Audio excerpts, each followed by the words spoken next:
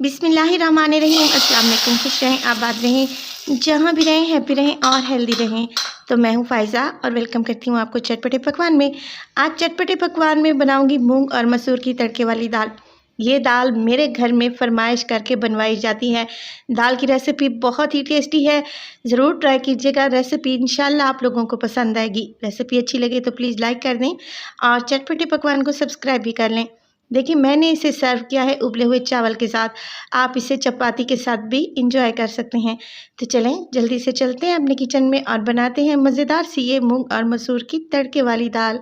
तो मज़ेदार सी मूंग और मसूर की दाल बनाने के लिए यहाँ पर मेरे पास है मूंग की दाल तकरीबन आधा कप ही ले लूँगी। मैं यहाँ पर मसूर की दाल दोनों को अच्छे से साफ़ कर लूँगी और 2 से 3 पानी में इसको मैं धो लूँगी। धोने के बाद इसे नीम गर्म पानी में भिगो दें तकरीबन आधे घंटे के लिए। और इसके बाद यहाँ पर मेरे पास है एक मट्टी की हांडी। आप चाहें तो इसको पतीली या फिर कुकर में भी बना सकती हैं। मट्टी की हांडी में अच्छा सा टेस्ट आता है। इसमें डालूँगी आधा कप ऑयल और इसके बाद इसमें शामिल कर दूँगी 2 मीडियम साइज़ के प्याज। इसके साथ ही इसमें डाल देंगे 3 अदद हरी मिर्चें चॉप करके मैंने डाल दी हैं। देखिए, हांडी को गर्म होने में थोड़ा सा टाइम लगता है, मगर जब ये अच्छे से गर्म हो जाती है तो इसमें जो भी चीज़ पकाएं वो मिनटों में पक जाती है। तो अभी हांडी का टेम्परेचर यहाँ पे लो है। जैसे ही गर्म होता है प्याज को यहाँ पे मैं फ्राई कर लूँगी और लाइट गोल्डन कलर आने दूँगी। देखें, प्याज यहाँ पर लाइट गोल्डन कलर के हो चुके हैं। इससे ज़्यादा कलर नहीं देंगे वरना दाल का कलर भी डार्क हो जाएगा। बस जी इस स्टेज पर मैं इसमें डालूँगी अदरक और लहसुन का पेस्ट है मेरे पास, 1 टेबलस्पून भर के शामिल कर देंगे। 20 से 30 सेकंड के लिए अदरक और लहसुन के पेस्ट को भी प्याज के साथ फ्राई करेंगे ताकि इसकी कच्ची स्मेल निकल जाए। और साथ के साथ इसमें डाल दूंगी मैं 2 मीडियम साइज़ के टमाटर हैं, रफली चॉप करके मैंने इसमें शामिल कर दिए हैं। टमाटर डाल दें और अच्छे से इन चीज़ों को मिक्स कर दें। और मिक्स करने के साथ साथ अब इसमें डालूंगी मैं कुछ स्पाइसेस। तो मसालों में मेरे पास है नमक, मैं हाफ़ टेबल स्पून इस्तेमाल कर रही हूँ। आप अपने टेस्ट के अकॉर्डिंग कम या ज़्यादा कर सकते हैं। इसके अलावा हाफ़ टेबल स्पून ही इसमें चली जाएगी सुरख मिर्च का पाउडर। हल्दी इसमें डालेंगे तकरीबन 1 टीस्पून अच्छे कलर और जायके के लिए। धनिया पाउडर 1 टेबलस्पून इसमें चला जाएगा। और अब जो चीज़ मैं इसमें शामिल करने लगी हूँ ये है गरम मसाला, तकरीबन हाफ़ टी स्पून के बराबर। देखें, गरम मसाला हमेशा दाल को पकाने के बाद शामिल किया जाता है, मगर मैं आपसे कहूँगी कि आप गरम मसाले को मसाला भूनते वक्त डालें। इसका इतना ज़बरदस्त सा टेस्ट आएगा कि आप हैरान रह जाएंगी। आधा टीस्पून गरम मसाला डालने के बाद हमने मसाले को बहुत अच्छे से भून लेना है। इतना भूनेंगे कि इसमें से जो टमाटर हैं बिल्कुल गल जाएं और एक पेस्ट बन जाए। 7 से 8 मिनट के लिए आपने बहुत अच्छे से मसाले को फ्राई करना है। अगर आपको लगे कि मसाला खुश्क होने लगा है, 2 से 3 टेबलस्पून पानी डालें और दोबारा से भुनाई कर दें।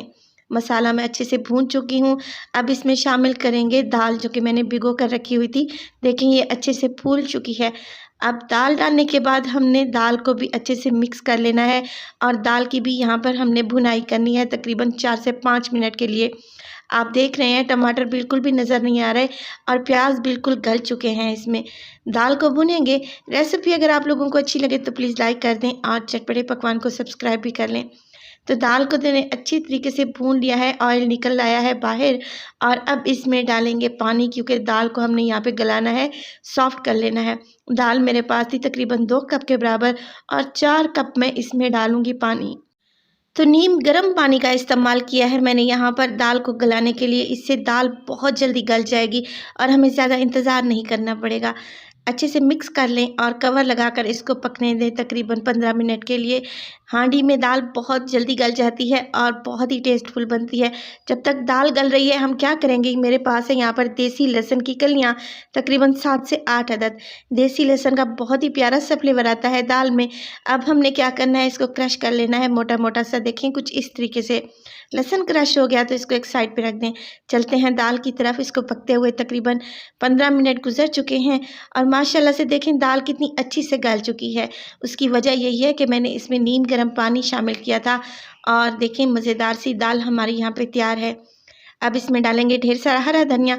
आप इसको एज़ इट इज़ भी इंजॉय कर सकते हैं, बहुत ही टेस्टी लगती है। मगर मैं लगाऊंगी इसका एक ज़बरदस्त सा तड़का। तड़का बनाने के लिए मैंने ले लिया है तकरीबन 3 टेबलस्पून के बराबर देसी घी। देसी घी इस्तेमाल नहीं करना चाहते तो आप ऑयल का भी इस्तेमाल कर सकते हैं। जैसे ही देसी घी गर्म होगा इसमें डाल दूँगी लहसुन जो अभी मैंने कूट के रखा हुआ था। इसके अलावा इसमें शामिल करूँगी सफ़ेद ज़ीरा 1 टीस्पून के बराबर, ये भी इसमें डाल देंगे। देखिए यहाँ पंजाब में हमें कड़ी पत्ता नहीं मिलता। अगर आप लोग वीडियो देख रहे हैं और आपके इलाके में कड़ी पत्ता अवेलेबल है तो आपने वो भी शामिल कर देना है, तकरीबन 7 से 8 अदद। लहसुन को देसी घी में अच्छे से फ्राई होने देंगे। इसका कलर जब देखिए लाइट गोल्डन हो जाएगा तो इसमें डालेंगे कश्मीरी लाल मिर्च तकरीबन आधा टीस्पून। ये ज़्यादा कड़वी नहीं होती, इसको जस्ट कलर के लिए इस्तेमाल किया जाता है। फ्लेम को ऑफ कर देंगे। मज़ेदार सा हमारा तड़का तैयार। मिक्स करें और इसको एंजॉय करें उबले हुए चावलों के साथ या फिर चपाती के साथ। रेसिपी बहुत ही ज़बरदस्त है, रेसिपी को ज़रूर ट्राई कीजिएगा। इंशाल्लाह आप लोगों को पसंद आएगी। अच्छी लगे तो प्लीज़ लाइक कर दें और चटपटे पकवान को सब्सक्राइब भी कर लें। तो अपना बहुत सारा ख्याल रखिएगा। फ़ायज़ा को भी अपनी दुआओं में याद रखिएगा। मुझे दीजिए इजाज़त। टिल देन, अल्लाह निगहबान।